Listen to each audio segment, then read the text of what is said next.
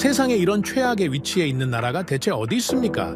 위로는 핵을 가진 120만 대군, 그 너머로 중국, 러시아, 바로 옆에 있는 일본, 태평양의 미국까지 강대국 4개 사이에 끼인 좁은 반도 국가가 있습니다. 자원도 없고 석유 한 방울 안 나옵니다. 영토는 미국 한 개 주보다 작습니다. 주변 사방이 강대국들로 둘러싸여 있어요. 그런데 한 미국 명문대 교수가 말했습니다. 대한민국이 멈추면 전 세계가 멈춥니다. 도대체 무슨 일이 있었던 걸까요? 자원도 없이 오직 이것 하나만으로 강대국이 된 대한민국, 그 놀라운 이야기 지금 시작합니다. 오지랖과 빨리빨리는 나라를 망칩니다. 그날 수업의 첫 문장이 정확히 그것이었어요. 너무 많이 끼어드는 사회는 개인의 자유를 잃는다고 배웠습니다. 너무 빨리 움직이는 국가는 검증과 원칙을 잃는다고 배웠죠. 그 강의실에 앉아있던 40명 가까운 학생들은 그 문장을 너무나 자연스럽게 받아들였습니다. 저 역시 펜을 들고 그대로 받아 적었어요. 그런데 칠판을 등진 채 우리를 돌아본 그랜트 교수의 표정이 묘했습니다. 그 표정은 강의를 시작하는 사람의 얼굴이 아니라 뭔가 진짜 하고 싶은 말은 따로 있는 듯한 사람의 얼굴에 더 가까웠어요. 저는 에단 워커. 미국 동부의 한 명문 사립대에서 국제관계학을 전공하고 있는 학생입니다. 그날 강의실 앞에 있는 스크린에는 세계 곳곳의 카드 뉴스가 빠른 속도로 흘러가고 있었어요. 호르무즈 해협 봉쇄 77일째라는 문구가 화면 위쪽을 지나갔고, 그 아래로는 우크라이나 동부 전선의 교전 영상이 잠깐 스쳤습니다.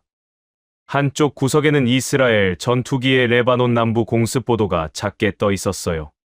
그 모든 화면 아래에서 교수는 분필을 든 채 우리를 한참 바라봤습니다. 해당 내용을 주의 깊게 보는 학생도 있었고, 그렇지 않은 사람도 있었어요. 누군가 의자를 끄는 작은 소리가 유난히 크게 들렸어요. 저는 펜 끝을 노트 위에 가만히 올려놓은 채 다음 말을 기다렸습니다. 그랜트 교수가 다시 입을 연 건 거의 1분이 지난 뒤였어요. 그는 칠판에 적힌 두 단어를 손가락으로 한 번씩 짚었습니다. 첫 번째 단어는 간섭이라는 뜻이었고, 두 번째 단어는 성급함이라는 뜻이었어요. 그 아래에는 한국어 발음이 그대로 옮겨져 있었습니다. 오지랖, 빨리빨리. 교수는 그 5글자를 한 음절씩 또박또박 읽었어요. 그 발음이 강의실 공기 속으로 스며드는 동안 저는 묘한 기분이 들었습니다. 한국이라는 나라를 떠올리지 않을 수 없었거든요. 한국은 너무 쉽게 남의 일에 끼어들고 너무 빨리 움직이는 사회처럼 보이지 않습니까? 적어도 제가 알고 있던 한국은 그랬어요. 그때 제 옆자리에 앉아있던 리암 브룩스가 손을 들었습니다. 리암은 평소에도 직설적인 친구였어요. 그가 던진 질문은 짧고 단호했죠. 교수님, 그 기준이라면 한국이 가장 위험한 사례 아닙니까? 강의실 곳곳에서 학생들의 웃음이 새어나왔습니다. 저도 속으로 동의했어요. 그 웃음 속에는 어떤 묘한 우월감 같은 것이 섞여 있었습니다. 우리는 절차를 지키고 사생활을 존중하고 충분히 검토한 뒤에 움직이는 매너 있는 선진 사회의 학생들이었으니까요. 한국은 그 모든 기준의 반대편에 서 있는 나라처럼 보였습니다. 교수는 리암의 질문에 곧바로 답하지 않았어요. 그는 안경을 천천히 벗어 옷자락에 닦더니 다시 쓰면서 짧게 말했습니다. 좋은 질문이에요, 리암. 그런데 그 질문을 오늘 수업의 결론으로 두고 싶지는 않습니다. 오히려 시작점으로 두고 싶어요. 그가 다음으로 한 말은 더 묘했습니다. 한국이라는 나라가 정말로 그 두 단어 때문에 망하고 있는지, 아니면 그 두 단어 덕분에 어떻게든 버티고 있는지, 오늘 그것을 같이 들여다보겠습니다. 저는 그 문장을 받아 적으면서 잠시 손이 멈췄어요. 버틴다는 단어가 묘하게 걸렸습니다. 한국은 망하고 있는 나라가 아니라 버티는 나라라는 겁니까? 그 두 단어 덕분에 강의실 어디선가 누군가가 작게 흠소리를 냈습니다. 리암의 입꼬리도 살짝 일그러졌어요. 그도 저처럼 그 표현이 어색했던 모양입니다. 저는 한국을 잘 안다고 생각해왔습니다. 동맹국이고 반도체와 자동차를 잘 만들고 K-팝이 유명한 나라죠. 그리고 솔직히 말씀드리면 좀 피곤한 나라이기도 했어요. 제 룸메이트 중 한 명이 한국계였는데 그 친구의 어머니는 매주 두세 번씩 영상통화를 걸어 끼니부터 빨래까지 일일이 챙기시곤 했습니다. 통화가 길어지는 날에는 룸메이트가 한숨을 내쉬며 휴대폰을 책상 위에 엎어놓을 정도였어요. 제가 보기엔 그건 애정이 아니라 사생활 침해에 가까웠습니다. 한국에서 2년 동안 객원 교수로 계셨던 분도 비슷한 말씀을 하셨어요. 한국 사람들은 회의를 시작하면 결론까지 단숨에 가려고 한다고요. 검토할 시간을 주지 않는다고요. 거리에서도 마찬가지였답니다. 길을 잠깐 멈춰 지도를 보면 모르는 사람이 다가와 어디 가시냐고 물어본다는 거예요. 친절은 친절이지만 부담스러웠다고 하셨습니다. 그런 이야기들이 모여서 제 머릿속에서 한국은 작고 분주하고 끼어들기 좋아하는 사회로 그려져 있었어요. 빠르긴 하지만 그게 자랑할 만한 것인지는 한 번도 생각해 본 적이 없었습니다. 그랜트 교수는 그 사이 화면을 바꿨어요. 한쪽에는 명동의 어느 작은 식당 사진이 떴고 다른 쪽에는 폴란드 그디니아 부두에 정박해 있는 거대한 화물선 사진이 떴습니다. 두 장면은 도무지 한 화면에 묶일 이유가 없어 보였어요.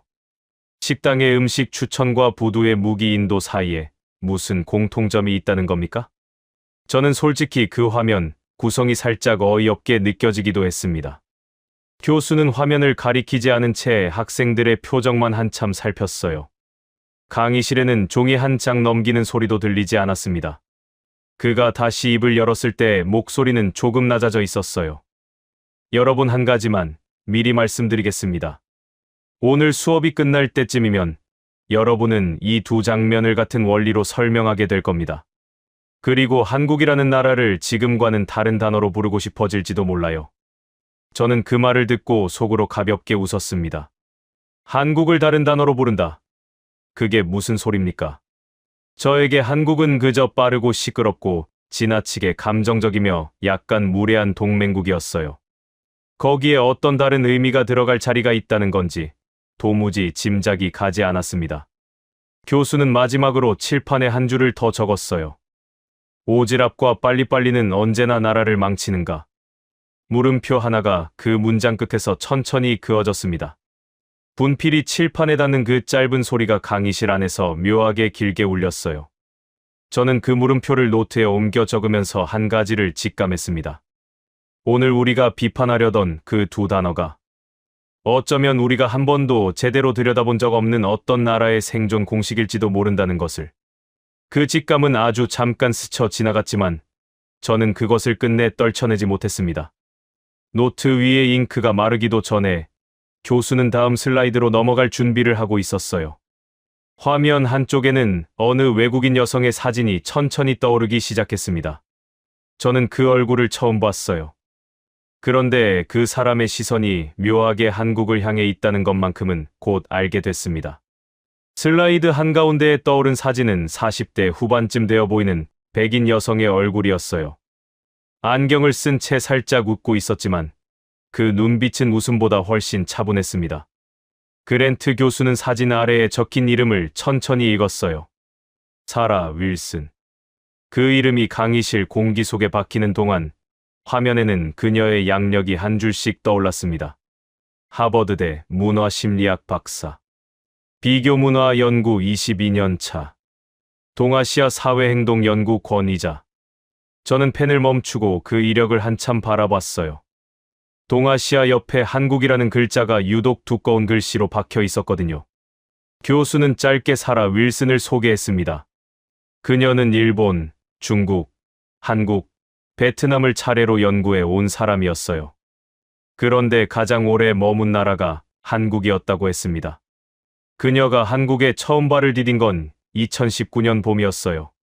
학회 발표 일정이 끝나고 며칠을 더 머물렀는데 그때 그녀가 처음 충격을 받은 곳은 어느 정부 청사도, 대기업 본사도 아니었습니다. 명동의 한 평 남짓 좁은 식당이었어요. 학생들 사이에서 작은 웃음이 새어나왔습니다. 식당이라는 단어가 진지한 양력 뒤에 붙으니 어쩐지 어색했거든요. 그랜트 교수는 사라 윌슨이 직접 녹음한 음성 파일을 짧게 틀어줬습니다. 강의실 스피커에서 한 여성의 목소리가 흘러나왔어요. 영어로 말하고 있었지만 화면 자막은 한국어로 떠올랐습니다. 그날 저는 메뉴판 앞에서 거의 10분 가까이 망설였습니다. 한국어를 읽을 수 없었고 사진도 거의 없었어요. 그때 옆자리 손님이 저를 쳐다봤습니다. 40, 50대 부부였어요. 잠깐의 침묵이 있었고 부인이 먼저 말을 걸었습니다. 처음 오신 거예요? 그 다음에 일어난 일이 저의 학자 인생 전체를 흔들었습니다. 저는 순간 멈칫했어요. 학자 인생을 흔들었다는 표현이 식당 메뉴 추천 이야기에 붙는 건 분명 흔한 일이 아닙니다. 음성은 계속 이어졌어요.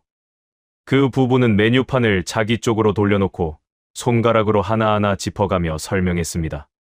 어떤 음식이 너무 맵고, 어떤 음식이 외국인에게 인기 있고, 어떤 음식은 두 사람이 나눠 먹어야 적당한지까지요.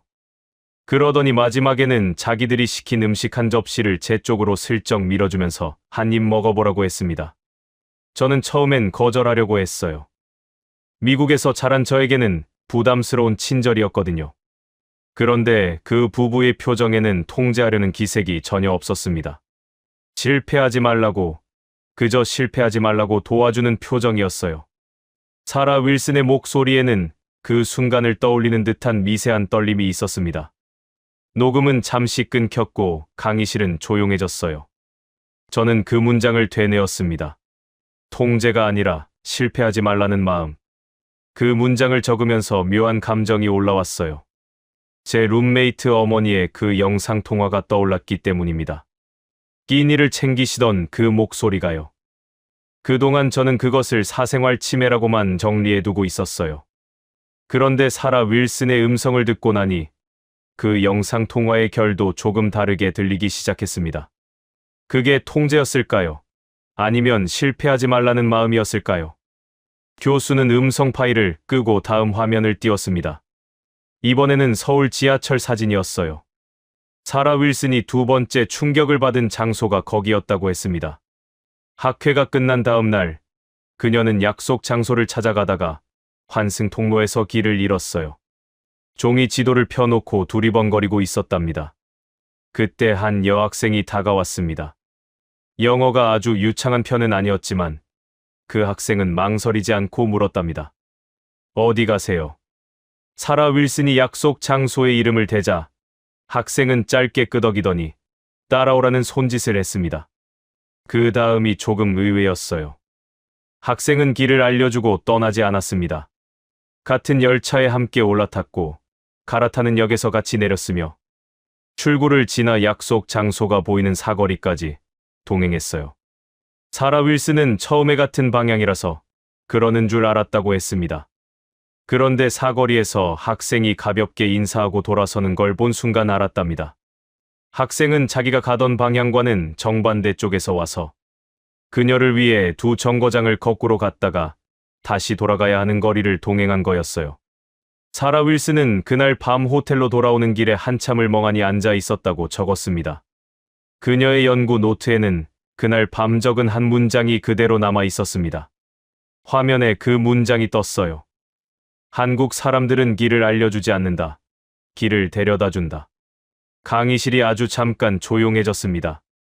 누구도 펜을 움직이지 않았어요. 저는 그 문장을 2번 읽었습니다. 길을 알려주는 것과 길을 데려다주는 것 사이에는 분명히 큰 차이가 있었어요. 전자는 정보 제공이지만 후자는 책임에 가까운 행동입니다. 그랜트 교수는 화면을 일시정지해 놓고 우리를 향해 돌아섰어요. 여러분, 사라 윌슨이 한국에서 처음 배운 한국어 단어가 무엇이었는지 아십니까? 누구도 답하지 못했습니다. 교수는 칠판으로 다가가 첫 시간에 적었던 그 5글자를 손가락으로 가리켰어요. 오지랖. 그 단어를 알려준 사람은 그녀의 한국인 통역사였답니다. 통역사는 처음에 그 단어를 약간 부정적인 뉘앙스로 설명했다고 해요. 남의 일에 너무 끼어드는 행동, 약간 촌스럽고 약간 피곤한 친절. 그런데 며칠이 지나고 나서 사라 윌슨은 통역사에게 다시 물었답니다. 그게 정말 부정적인 단어가 맞느냐고요. 화면이 다시 바뀌었어요. 이번에는 사라 윌슨이 한국 체류를 마치고 미국으로 돌아간 뒤 작성한 논문 초록 한 페이지가 떴습니다. 거기에 한 문장이 굵게 표시되어 있었어요. 한국의 오지랖은 단순한 간섭이 아니라 타인의 실패를 그냥 두지 않으려는 사회적 감각이다. 저는 그 문장을 노트에 옮겨 적으면서 손가락 끝이 살짝 차가워지는 걸 느꼈어요. 사회적 감각이라는 표현 때문이었습니다. 친절도 아니고 간섭도 아닌 감각이라는 단어. 누군가가 곤란해지고 있다는 신호를 평범한 시민들이 먼저 알아챈다는 뜻이었으니까요. 리암이 다시 손을 들었어요. 그런데 교수님, 그건 그냥 한국이 좁은 사회라서 그런 것 아닙니까? 좁은 동네라서 서로 너무 잘 보이는 것뿐 아닙니까? 그랜트 교수는 잠시 미소를 지었습니다. 좋은 반론이에요, 리암. 그런데 사라 윌슨이 그 다음에 본 장면은 좁은 동네 이론으로는 설명되지 않는 장면이었어요. 그가 다음 슬라이드를 띄우려고 리모컨을 드는 순간 강의실 조명이 살짝 어두워졌습니다. 명동 식당과 서울 지하철은 이미 충분히 인상적이었어요. 그런데 좁은 동네라는 말로는 설명되지 않는 어떤 장면이 그 다음에 또 있다는 거였습니다. 화면이 켜진 순간 강의실 안 누구도 숨소리를 내지 않았습니다. 저 역시 이전과는 다른 충격으로 스크린을 멍하니 바라봤습니다. 영상은 한국의 어느 고속도로 갓길을 비추고 있었습니다. 비가 내리고 있었고 도로는 미끄러워 보였습니다. 화면 한가운데에는 회색 승용차 한 대가 옆으로 완전히 누운 채 멈춰 있었어요. 차량 후미가 가드레일에 살짝 걸쳐져 있었고 운전자는 차 안에 그대로 갇혀 있는 상태였습니다. 차 내부에서 작은 움직임이 보였어요. 그 외에는 도로 위에 아무런 소리도 들리지 않았습니다. 영상의 시간 기록은 비 오는 평일 오후로 표시되어 있었어요. 그때 화면 왼쪽 위에서 차 한 대가 미끄러지듯 멈춰 섰습니다. 비상등이 켜졌고 운전석 문이 열렸어요. 점퍼 차림의 중년 남성이 차에서 내렸습니다. 그는 사고 차량 쪽으로 거의 뛰다시피 걸어갔어요. 그 다음 차도 마찬가지였습니다. 화면이 빨라지듯 10초도 안 되는 사이에 5대 가까운 차량이 갓길에 멈췄습니다. 누구도 경적을 울리지 않았어요. 누구도 휴대폰을 먼저 꺼내지 않았습니다. 그들이 가장 먼저 한 행동은 사고 차량을 둘러싼 채 짧게 서로의 얼굴을 한 번씩 쳐다보는 것이었어요. 그 짧은 시선 교환만으로 역할이 거의 정해지는 것처럼 보였습니다. 영상의 카메라가 조금 흔들렸어요. 누군가의 블랙박스나 휴대폰으로 찍힌 영상이었습니다. 시민들은 차 옆에 한 줄로 늘어섰어요. 한 사람이 손을 들어 신호를 줬고 그 다음 모두가 동시에 차체에 손을 댔습니다. 한 번의 구령에 차가 천천히 들리기 시작했어요. 옆으로 누워있던 차가 바퀴를 도로 쪽으로 향한 채 다시 세워졌습니다. 차 안의 운전자가 천천히 의식을 회복하는 모습이 짧게 잡혔어요. 누군가는 그 운전자의 어깨를 받치고, 누군가는 차에서 가방을 꺼내고, 또 누군가는 흩어진 유리 조각을 발로 한쪽으로 밀어내고 있었습니다. 그 모든 과정은 10분이 채 걸리지 않았어요. 그랜트 교수가 영상을 잠시 정지시켰습니다. 강의실은 여전히 조용했어요. 누구도 가벼운 농담을 하지 않았습니다. 교수는 천천히 학생들을 둘러본 뒤 짧게 물었어요. 이 사람들은 왜 움직였을까요? 한 학생이 손을 들었습니다. 사람을 살려야 한다는 도덕적 감각 아닐까요? 다른 학생도 손을 들었어요. 한국 특유의 집단주의 문화일 수도 있다고 봅니다. 교수는 두 답변을 차례로 칠판에 적었습니다. 도덕적 감각, 집단주의. 그리고 두 단어 옆에 똑같이 짧은 메모를 달았어요. 일부는 맞다. 그러나 충분하지 않다. 교수는 분필을 내려놓고 우리 앞에 다시 섰습니다. 여러분, 도덕적 감각이 있다고 해서 모두가 차에서 내리지는 않습니다. 집단주의 문화가 있다고 해서 모두가 사고 차량을 들어 올리지도 않아요. 미국에도 도덕은 있고 일본에도 집단주의는 있습니다. 그런데 이 영상에서 우리가 본 것은 무언가 조금 다른 작동 방식입니다. 그는 칠판에 세 단어를 적었어요. 사회적 레이더. 학생들 사이에 짧은 술렁임이 있었습니다. 레이더라는 단어가 시민의 행동을 묘사하는 데 쓰이는 건 분명 익숙한 표현이 아니었어요.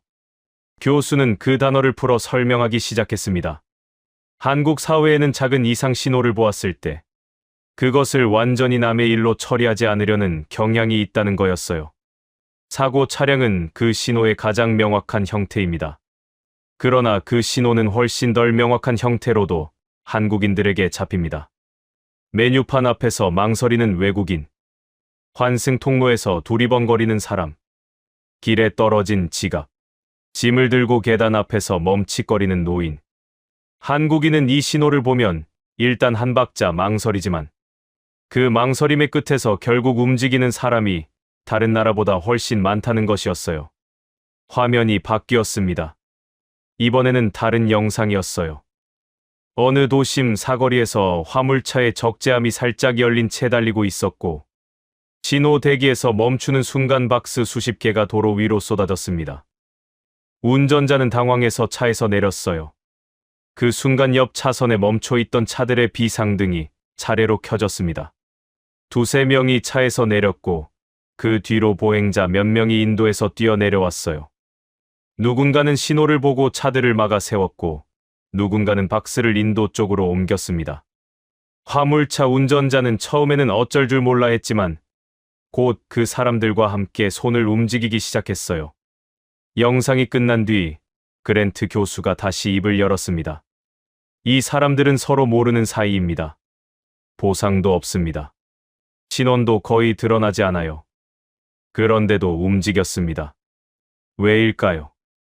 그는 짧게 침묵했어요. 그리고 강의실 한 구석을 가리켰습니다.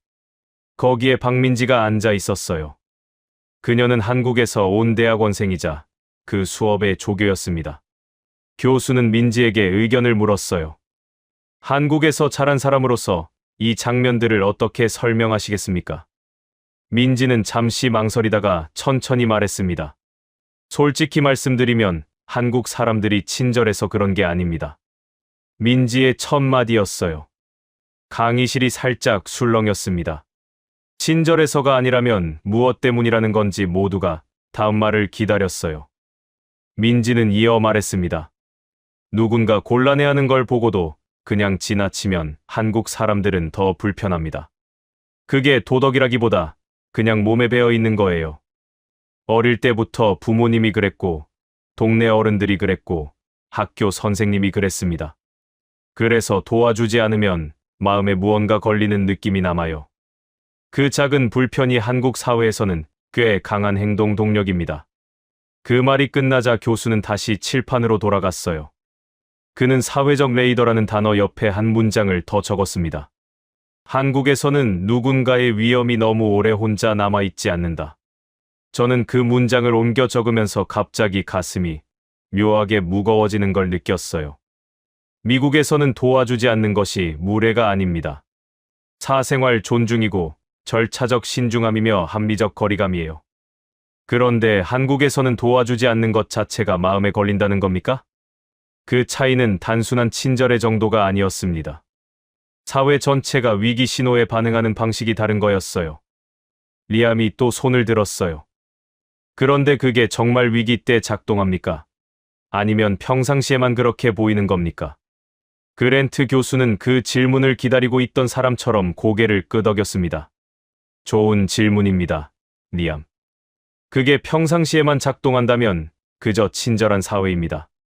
그런데 위기 때 더 강하게 작동한다면 그것은 친절이 아니라 다른 무언가예요. 그는 다음 슬라이드를 띄울 준비를 하면서 짧게 덧붙였습니다. 우리가 다음에 볼 자료는 평상시가 아닙니다. 한국이 정말로 무너져도 이상하지 않았던 순간들이에요. 슬라이드의 색이 한 번에 어두워졌습니다. 화면 가득 흑백 사진 한 장이 떠올랐어요. 끝없이 이어진 피난민 행렬이었습니다. 등에 짐을 진 노인, 어머니의 손을 꼭 잡은 어린아이, 머리에 보따리를 인 여인들. 사진 아래에는 짧은 설명이 적혀 있었어요. 1950년 겨울, 한반도. 강의실에 있던 누구도 그 사진의 시기를 묻지 않았습니다. 우리는 모두 한국전쟁이라는 사건을 들어본 적이 있었어요. 다만 그 사진이 빨리빨리라는 단어와 어떤 관계가 있는지는 아직 짐작이 가지 않았습니다. 그랜트 교수가 다음 사진들을 차례로 띄웠어요. 폐허가 된 서울시가지, 다리가 끊긴 한강, 천막 학교에서 책을 펴고 앉아있는 아이들, 그 아이들의 얼굴 위로 한 장의 사진이 더 겹쳐졌습니다. 1960년대 초의 한국 거리. 길은 좁고 차는 거의 없었으며 사람들의 옷은 헐거워 보였어요. 교수는 짧게 말했습니다. 이 사진들이 찍힌 시점에서 한국의 1인당 국민소득은 동시대가 나나 필리핀보다 낮은 수준이었습니다. 강의실에서 작은 술렁임이 일었어요.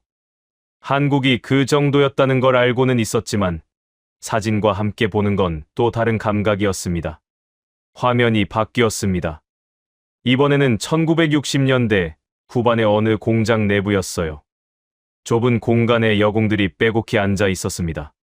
천장은 낮았고 형광등 빛은 흐릿했어요. 그 옆 사진에는 1970년대의 고속도로 건설 현장이 떴습니다. 흙먼지 사이로 사람들이 삽을 들고 줄지어 서 있었어요. 다음 사진은 1980년대 조선소였고 그 다음은 1990년대 반도체 공장이었습니다. 사진들이 빠르게 넘어가는 동안 교수는 한 문장씩 짧게 덧붙였어요. 한국이 산업화해들인 시간은 다른 나라들이 산업화해들인 시간의 절반도 되지 않았습니다. 리암이 손을 들었어요. 그게 좋은 일입니까? 중국같이 급속하게 고도 성장한 나라들은 사람을 갈아 넣는 경우가 많지 않습니까? 그랜트 교수는 이번에도 반박하지 않았습니다. 맞습니다, 리암. 한국의 산업화에는 분명한 그림자가 있었어요. 노동자들이 다쳤고 농촌이 비었으며 가족이 뿔뿔이 흩어졌습니다.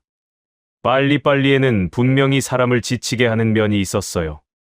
한국을 두둔하기만 할 줄 알았던 교수가 단점을 정면으로 말하는 것이 의외였거든요.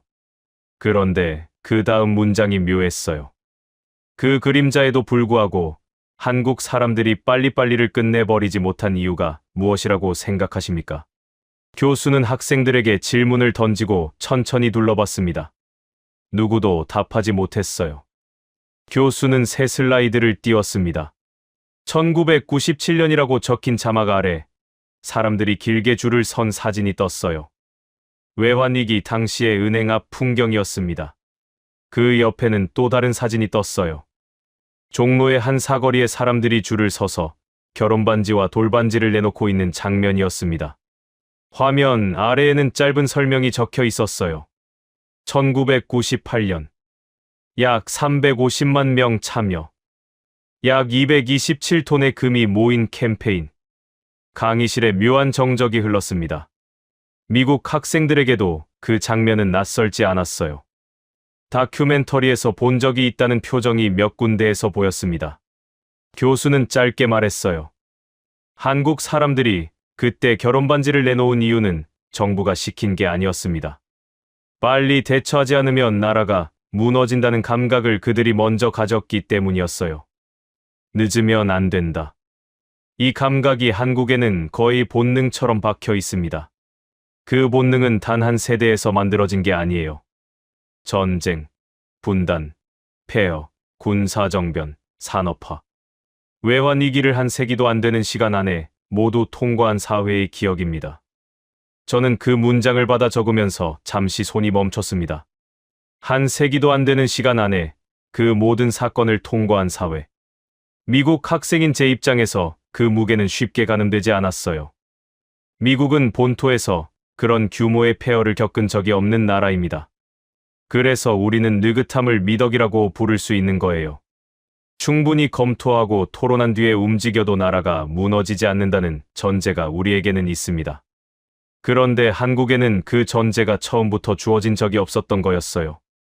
늦게 결정하면 도시가 무너지고, 늦게 움직이면 가족이 흩어지고, 늦게 반응하면 산업이 통째로 멈추는 사회였습니다. 화면이 한 번 더 바뀌었어요. 이번에는 2020년 초 한국의 한 보건소 앞 풍경이었습니다. 검사 부스가 빠르게 설치되고 있었고 의료진이 방호복을 입은 채 차량 앞으로 다가가고 있었어요. 교수는 그 영상을 그리 길게 틀지 않았습니다. 다만 짧게 말했어요. 한국이 코로나 초기에 진단 키트를 빠르게 만들고 빠르게 배포하고 빠르게 검사 체계를 세운 것은 그 자체로 새롭게 만들어진 능력이 아닙니다. 외환위기 때 결혼 반지를 내놓던 그 사회와 같은 사회예요. 늦으면 끝난다는 기억이 시민과 정부와 기업 모두에게 공유되어 있는 사회였습니다. 박민지가 손을 들었어요. 그녀는 짧게 말했습니다. 한국 사람들이 빨리빨리가 좋아서 빨리빨리 하는 게 아닙니다. 빨리 안 하면 망한다고 배워온 사람들이에요. 어떤 위로도 그 말 끝에 붙지 않았습니다. 그녀의 목소리에는 자랑보다 피로에 가까운 무언가가 있었어요. 강의실은 한참 동안 조용했습니다. 저는 박민지의 그 한마디를 노트에 그대로 옮겨 적었어요. 그 문장은 미국식 합리성의 언어로는 정확히 번역되지 않는 무언가를 담고 있었습니다. 그랜트 교수가 마지막으로 칠판에 한 문장을 더 적었습니다. 느린 국가는 위기 앞에서 결정을 당하지만 빠른 국가는 결정을 합니다. 학생들 사이에서 누군가가 작게 숨을 들이마시는 소리가 들렸어요. 결정을 당한다는 표현이 강의실 공기를 묘하게 가라앉혔습니다. 교수는 이어 말했어요. 위기가 이미 깊어진 뒤에는 좋은 선택지가 남아있지 않습니다. 그래서 늦은 사회는 결정의 자유를 잃어요. 한국은 그 자유를 잃지 않기 위해 빠르게 움직이는 법을 배웠습니다. 그것이 전부예요. 리암은 이번에는 손을 들지 않았어요. 그는 펜을 든 채 화면을 한참 바라보고 있었습니다. 저도 마찬가지였어요. 한국의 빨리빨리를 단순한 성격으로 정리해 두었던 그동안에 제 인식이 살짝 어긋난 자리가 있었습니다. 한국이 빨라서 사람을 지치게 한 줄 알았어요. 그러나 그 빠름이 단순한 조급함이 아니라 늦으면 끝난다는 기억의 결과라면 그것을 마냥 비웃을 수만은 없는 일이었습니다. 교수는 다음 슬라이드를 준비하면서 짧게 말했어요. 이제부터 보여드릴 것은 그 빠름이 사회 안에 머물지 않고 어디까지 나갔는지에 관한 이야기입니다. 화면 위에 갑자기 컬러풀한 무대 사진이 떴습니다. 어두운 분위기 뒤에 갑자기 등장한 그 화면은 거의 어색할 정도로 밝았어요. 거대한 공연장. 무대 위 7명의 한국 가수. 그 아래에는 수만 명이 동일한 색의 응원봉을 들고 흔들고 있었습니다. 다음 사진은 어느 해외 도시의 거리였어요. 10대 청소년들이 한국어 가사를 그대로 따라 부르며 춤을 추고 있었습니다. 강의실에서 가벼운 웃음이 새어나왔어요. 분위기가 한순간에 풀어진 것 같았습니다. 저는 잠깐 어리둥절했어요. 사고 차량 구조와 외환위기 이야기 끝에 K-팝이 갑자기 나오는 건 분명 좀 의외였거든요. 그랜트 교수가 그 어리둥절한 표정을 읽은 듯 짧게 웃었습니다. 여러분, 분위기가 전환되는 것 같죠? 그런데 오늘 우리가 이야기하고 있는 그 두 단어는 사고 현장에만 작동하는 게 아닙니다. 한국 사회의 일상 속 거의 모든 곳에서 작동해요. 그 중에서도 가장 의외의 영역에서 가장 강하게 작동한 분야가 있습니다. 그는 칠판을 가리키며 짧게 적었어요. K-컬처. 그 다음에 그 옆에 화살표를 그리고 사회적 레이더라는 단어를 다시 적었습니다. 학생들 몇몇은 그 연결이 잘 와닿지 않는 듯한 표정이었어요. 교수는 다음 슬라이드를 띄웠습니다. 어느 해외 팬덤 커뮤니티의 게시판이었어요. 게시글마다 한국어 원문과 영어 번역이 한 줄씩 짝지어 올라와 있었습니다. 게시 시간은 새벽 2시, 새벽 3시, 새벽 4시. 어떤 글에는 짧은 해설까지 붙어 있었어요. 이 가사의 이 부분은 한국어로는 이런 어감이고 영어로 옮길 때는 이 단어가 더 가깝다는 식의 설명이었습니다. 교수는 그 게시판을 한참 가리키지 않은 채 짧게 물었어요. 누가 이 사람들에게 이 일을 시켰을까요? 아무도 답하지 못했습니다. 답이 없다는 건 그 자체로 답이었어요. 누구도 시키지 않았습니다. 화면이 한 번 더 바뀌었어요. 이번에는 다른 게시판이었습니다. 한 해외 팬이 어느 한국 가수에 대해 사실관계가 잘못된 글을 올린 상황이었어요. 그 아래에 댓글이 빠르게 붙고 있었습니다. 댓글은 비난이 아니었어요. 한국 팬들이 직접 자료를 첨부해서 무엇이 잘못되었는지, 정확한 시간 순서는 어떻게 되는지를 정리해주고 있었습니다. 일부 댓글은 영어로, 일부는 스페인어로, 일부는 일본어로 달려 있었어요. 교수는 짧게 말했습니다. 한국 팬덤은 콘텐츠를 소비만 하지 않습니다. 잘못된 정보가 떠다니면 따라가서 바로잡고, 좋은 장면이 있으면 잘라서 퍼뜨리고, 모르는 외국인이 있으면 입문 순서를 손수 만들어서 보내줍니다. 민지가 작게 웃었어요. 그녀는 손을 들고 한마디를 보탰습니다. 한국 팬들 사이에서는 입덕 가이드라는 단어도 있어요. 신입 팬을 어떻게 안내할지를 정리한 글이 따로 돌아다닙니다. 누구도 시키지 않은 일이지만 팬들이 스스로 만든 거예요. 그녀의 말투는 자랑이라기보다 본인도 이해할 순 없지만 이러한 문화도 있다는 듯한 톤이었습니다. 교수는 그 문장을 받아서 다시 칠판에 적었어요. 신입 팬을 위한 입문 가이드. 그리고 그 옆에는 이렇게 덧붙였습니다. 명동 식당의 메뉴 추천과 같은 원리. 저는 그 두 줄을 옮겨 적으면서 가슴이 살짝 뜨거워졌습니다. 명동 식당에서 옆자리 부부가 사라 윌슨에게 메뉴를 추천한 마음과 새벽 3시에 가사 번역을 올리는 한국 팬의 마음이 같은 결이라는 거였어요. 좋은 것을 혼자만 알고 있지 못하고 누군가가 잘못 이해하면 바로잡고 싶어 하는 마음. 그것이 일상에서는 식당 음식 추천이 되고 온라인에서는 콘텐츠 확산이 되는 거였습니다. 저는 한국 팬덤을 그동안 그저 열성적인 소비자 집단으로만 봐왔어요. 그런데 그 열성의 출발점이 한국 사회의 문화적 특성이자 일상적인 습관이라는 건 한 번도 생각해 본 적이 없었습니다. 화면이 다시 바뀌었어요. 이번에는 한 해외 팬덤이 한국 가수의 이름으로 진행한 기부 캠페인 자료였습니다. 어느 개발도상국의 학교 건립, 야생동물 보호 단체에 대한 후원, 재난 지역에 대한 긴급 모금. 화면에 뜬 캠페인의 수만 해도 수십 건이 넘었어요. 교수는 짧게 짚었습니다. 한국 팬덤은 자기 가수의 이름을 자선 활동에 붙입니다. 단순한 응원이 아니에요. 자기들이 좋아하는 사람의 이름이 좋은 일에 같이 묶이도록 만드는 행동입니다. 좋은 것은 좋은 곳으로 흘러가야 한다는 감각이 음악 산업의 가장 빠른 민간 외교가 된 셈이었어요. 리암이 손을 들었어요. 그런데 그게 정말 산업적인 의미가 있습니까? 그저 팬들의 자발적 활동 아닙니까? 그랜트 교수는 이번에도 반박하지 않았습니다. 자발적 활동이 맞아요. 그런데 그 자발성이 한국 콘텐츠 산업의 해외 진출 비용을 얼마나 줄여주었는지 한번 생각해 보세요. 일반적인 기업이 해외 시장에 진입할 때는 번역 비용, 마케팅 비용, 현지 적응 비용을 들입니다. 한국 콘텐츠는 그 비용의 상당 부분을 팬들이 직접 부담했어요. 무료로요. 자기 시간을 들여서요. 보상도 없이요. 이건 단순한 팬심이 아닙니다.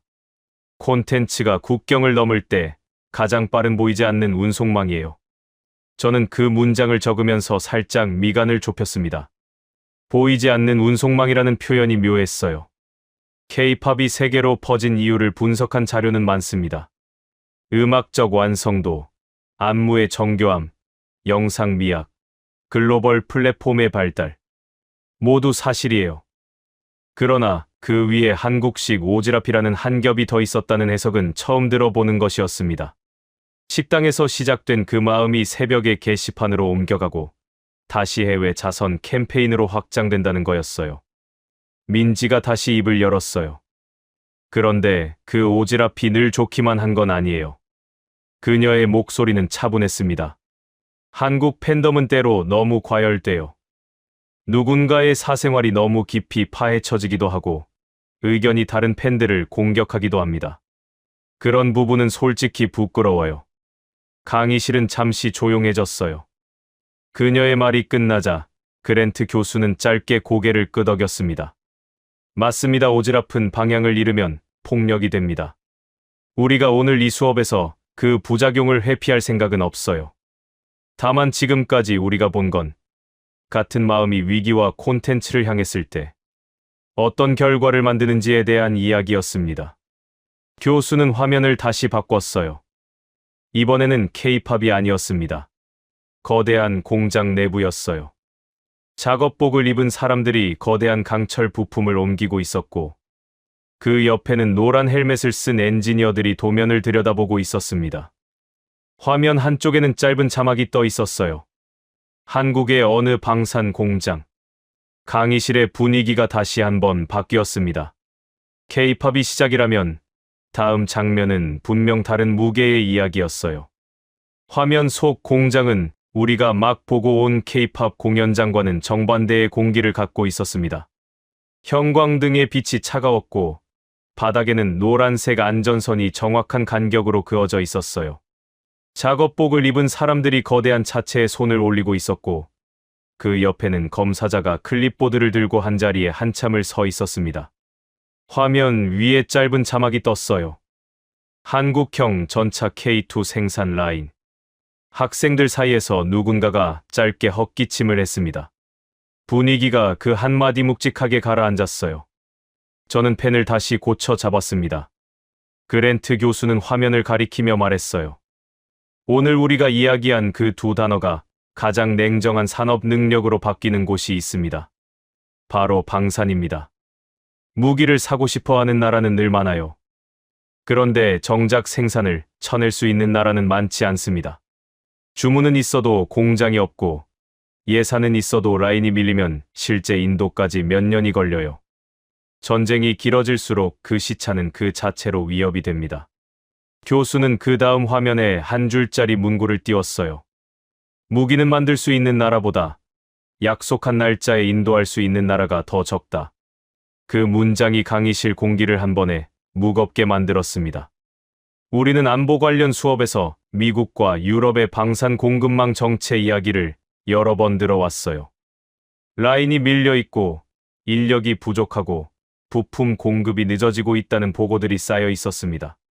그 사이에 한국이 갑자기 다른 방향에서 등장했다는 분석들도 있었어요. 다만 그것이 한국식 빨리빨리의 산업적 결과라는 식으로 정리된 자료는 저도 처음 보는 것이었습니다. 교수는 다음 슬라이드를 띄웠습니다. 폴란드 그디니아 부두에 한국 화물선이 정박해 있는 사진이었어요. 강의 도입부에 잠깐 떴던 그 사진이 다시 등장한 거였습니다. 이번에는 그 옆에 짧은 설명이 붙어 있었어요. 공개 자료 기준, 한국이 폴란드와 체결한 방산 계약의 일부 물량은 통상적인 국제 평균보다 빠른 속도로 인도된 것으로 평가된다는 내용이었습니다. 교수는 단정적인 수치를 더 이상 띄우지 않았어요. 다만 짧게 말했습니다. 무기 종류와 계약 조건마다 차이는 있지만 핵심 사실 한 가지는 흔들리지 않습니다. 약속한 날짜를 지킨다는 것. 리암이 손을 들었어요. 그게 가능한 이유가 뭡니까? 한국이 다른 나라보다 기술이 압도적으로 뛰어나서입니까? 그랜트 교수는 잠시 멈췄다가 천천히 답했습니다. 부분적으로는 그렇습니다. 그러나 그것만으로는 충분하지 않아요. 그가 칠판으로 다가갔어요. 분필로 가운데에 K2 전차라는 단어를 적은 뒤 그 주위에 화살표를 여러 갈래로 그렸습니다. 엔진, 변속기, 장갑, 사격 통제 장치, 통신, 탄약, 운전 교육, 정비 매뉴얼, 수출 행정, 부품 공급, 현지 적응. 각 화살표 끝에는 다른 단어가 적혔어요. 대기업, 1차 협력사, 2차 협력사, 군, 정부, 연구소, 품질관리부서. 모두 합치면 한 대의 전차 뒤에는 수십 개의 주체가 동시에 움직이고 있다는 뜻이었습니다. 교수는 그 그림을 한참 가리킨 뒤 말했어요. 한국에서 이 주체들은 자기 일만 하고 끝내지 않습니다.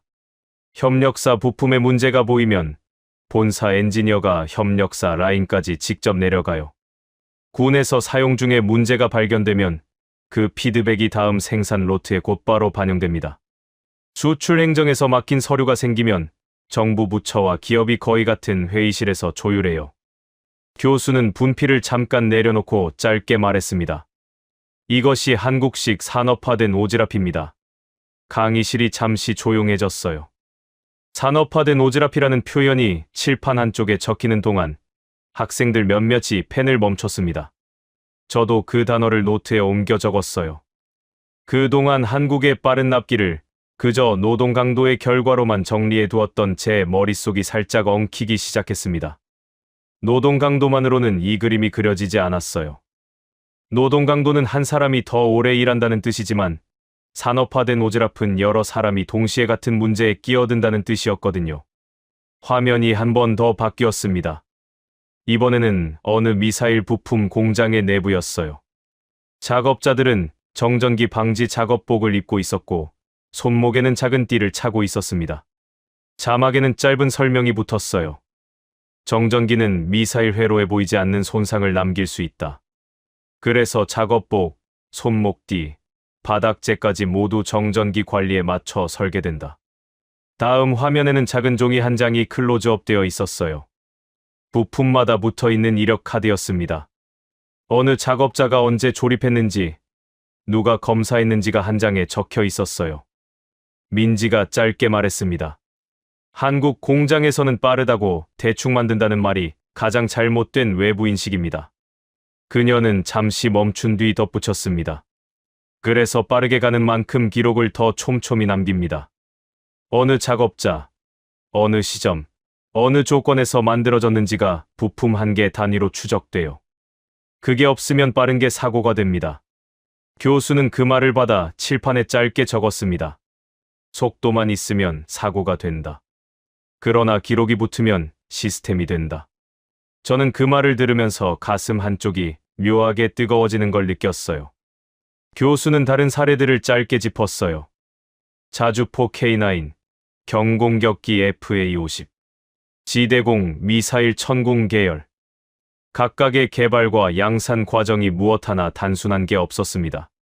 한 발의 미사일이 만들어지기 위해 부품 단위에서 수백 개의 검증이 통과되어야 했고, 한 대의 자주포가 인도되기 위해 협력사 수십 곳이 같은 일정표 위에서 움직여야 했어요.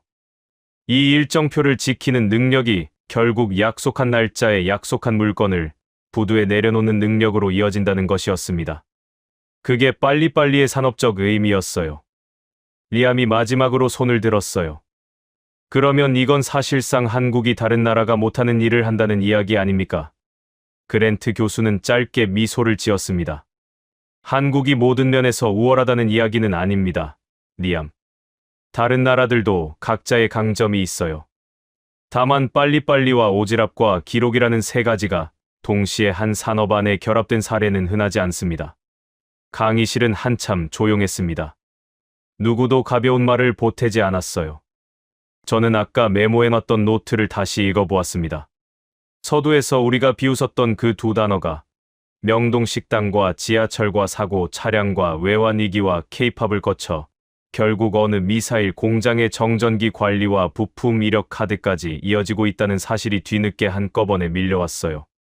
한 사회의 생활 습관이 산업의 가장 복잡하고 차가운 영역까지 같은 원리로 작동하고 있다는 것이었습니다. 교수는 다음 슬라이드를 띄울 준비를 하면서 짧게 덧붙였어요. 그러나 우리는 한국을 너무 쉽게 칭찬하고 있는지도 모릅니다. 저는 그 말의 의미를 잠시 뒤에 알게 되었습니다. 리암이 의자를 살짝 뒤로 미는 소리가 났습니다. 그 작은 소음이 강의실 공기를 다시 깨웠어요. 그는 펜을 책상 위에 내려놓더니 천천히 손을 들었습니다. 그의 표정에는 더 이상 가벼운 회의감이 없었어요. 어떻게 보면 약간 따지려는 표정이었습니다. 교수님, 솔직히 한 가지만 말씀드리고 싶습니다. 그동안 가장 많이 반론을 던지던 친구가 다시 입을 열면 강의실 분위기는 한 번에 가라앉아요. 리암이 말했습니다. 오늘 수업이 너무 한국 쪽으로 기울어져 있는 것 같아요. 한국 사회의 무한 경쟁이라는 단어를 우리는 다 알고 있습니다. 빨리빨리는 결국 사람을 갈아넣는 시스템이라는 분석도 익숙해요. 그런데 오늘 우리는 그 한국을 사회적 레이더라느니 산업화된 오지랖이라느니 부르고 있습니다. 그 그늘을 너무 가볍게 처리하고 있는 거 아닙니까? 그의 목소리에는 살짝 빈정거림이 섞여 있었어요. 그랜트 교수는 리암의 말을 끝까지 들은 뒤 가만히 분필을 들었습니다. 그러나 그 표정에는 흔들림이 없었어요. 오히려 그 질문을 기다리고 있던 사람의 표정이었습니다. 좋은 지적입니다, 리암. 그런데 한 가지를 같이 보셔야 합니다. 한국이라는 나라가 도대체 어떤 자리 위에 서 있는 나라인지부터요. 교수는 칠판 한쪽에 한반도 지도를 거칠게 그렸어요. 그 주위에 화살표를 4갈래로 그었습니다. 위쪽에는 북한, 그 너머로 중국과 러시아가 적혔어요. 동쪽으로는 일본, 바다 건너로는 미국이 화살표 끝에 적혔습니다. 한반도가 사방에서 눌리는 듯한 그림이 됐어요. 여러분, 한국이 위치한 자리는 지구상에서 가장 무거운 자리 중 하나입니다. 위로는 100만이 넘는 정규군과 핵을 가진 정권이 1시간 비행거리 안에 있어요. 그 너머로는 세계 2등 강국 중국, 자원이 광활한 러시아가 있습니다. 동쪽으로는 한때 한국을 식민 지배했던 일본, 바다 건너로는 세계 1등 강국 미국이 있어요. 그리고 한국은 자원이 거의 없는 나라입니다. 석유 한 방울 나오지 않아요. 영토는 미국 한 개 주보다도 작습니다. 교수의 목소리에 처음으로 약간의 감정이 실렸어요. 한국 사람들이 무한 경쟁을 좋아서 하는 게 아닙니다. 한국이 빨리빨리를 멈추는 순간 강대국 4개의 무게 중 어느 하나가 그 자리를 채워 들어와요. 자원이 없는 나라가 그 자리에서 살아남기 위해 가질 수 있는 단 하나의 자원이 무엇이었겠습니까? 사람입니다. 사람의 머리, 사람의 손, 사람의 시간. 그것 외에는 한국에 다른 자원이 없었어요. 화면이 바뀌었습니다. 1960년대 한국 시골 마을의 흑백 초등학교 교실 사진이 떴어요. 옷은 단정한 정도가 아니었지만 아이들의 눈빛은 묘하게 또렷했습니다. 그 옆 사진에는 같은 시기 한국의 부모들이 있었어요. 농사를 짓던 손, 공장에서 기름이 묻은 손, 시장에서 좌판을 펴던 손이었습니다. 교수가 말했어요. 한국은 그 시기에 자식 교육의 나라, 전체 살림을 통째로 걸었습니다.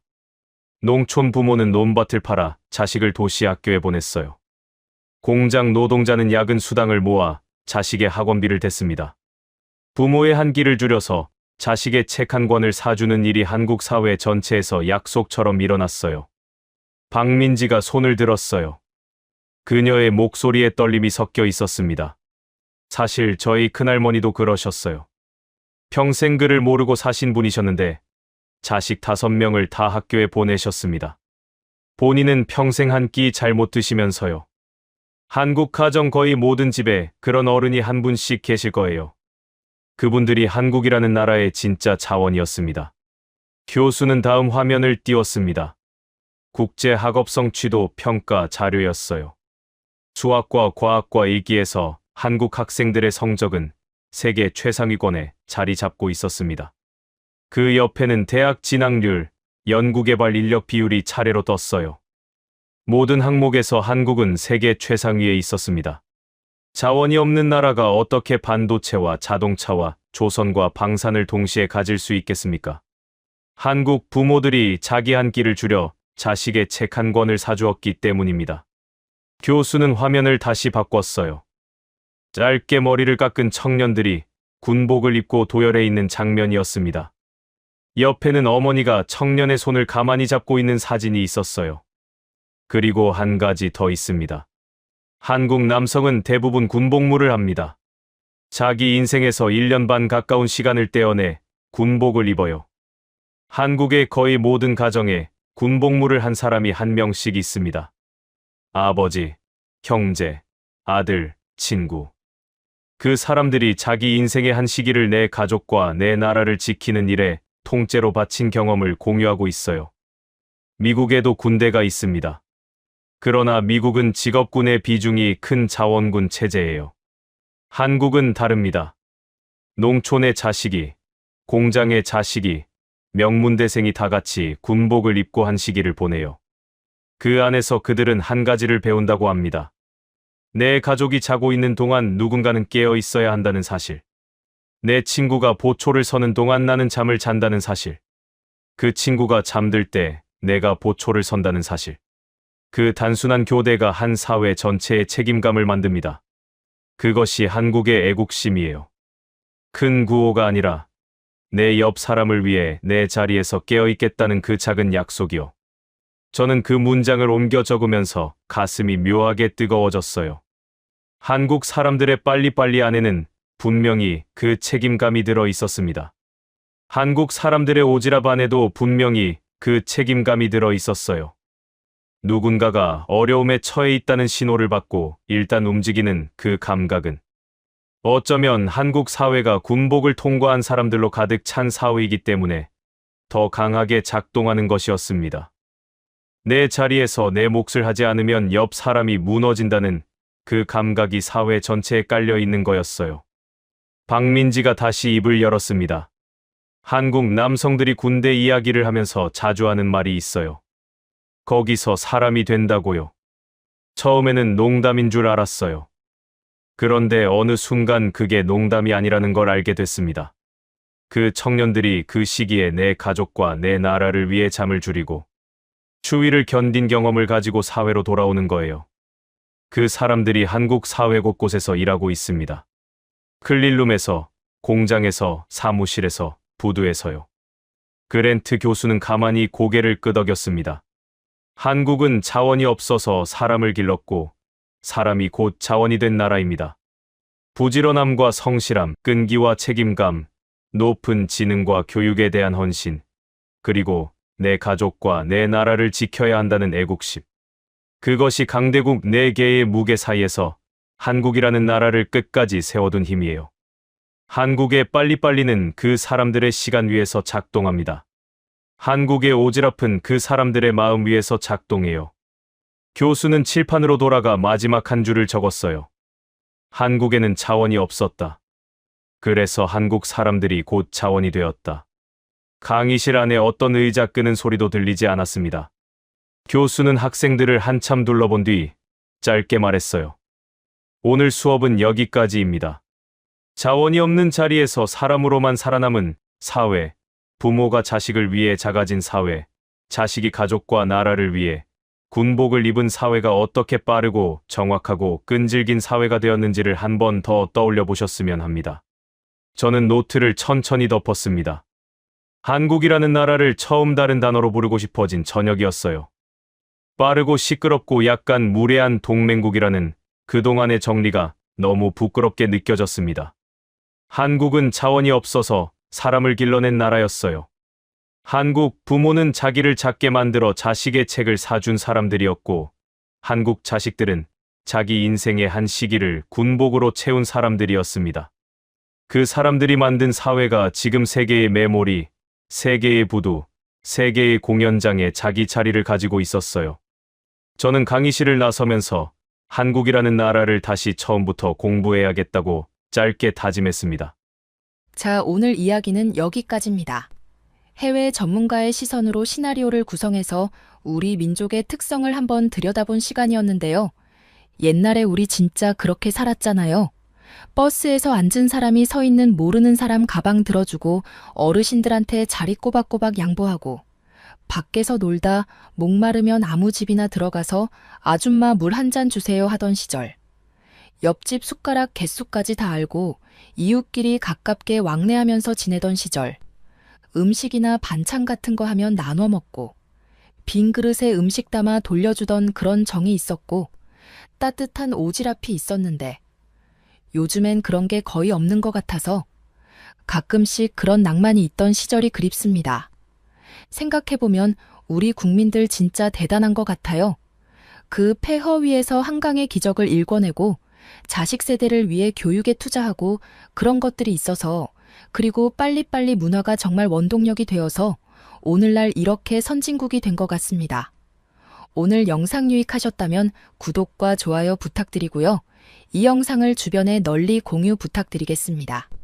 그리고 댓글로 여러분의 의견도 부탁드리겠습니다.